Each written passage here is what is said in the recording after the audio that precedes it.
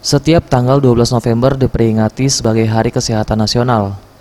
Dari rilis yang disampaikan Humas Rumah Sakit Muhammad Husin Palembang, Ahmad Suhaimi, tahun ini merupakan Hari Kesehatan Nasional ke-56. Rumah Sakit Muhammad Husin Palembang, Kamis 12 November 2020, tepat pukul 12 waktu Indonesia bagian Barat. Secara serentak, jajaran direksi dan ribuan sivitas Rumah Sakit Muhammad Husin Palembang bersama pasien dan pengunjung bersama-sama tepuk tangan.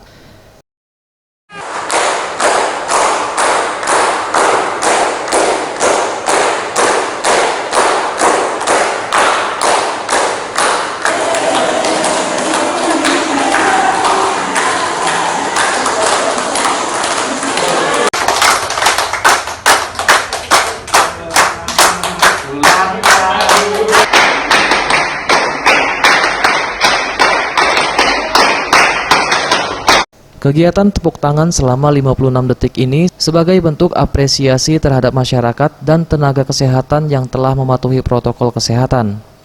Tepuk tangan menjadi sarana menyemangati tenaga kesehatan dan pejuang pencegahan COVID-19 dalam memberikan pelayanan kesehatan bagi pasien dan melawan COVID-19.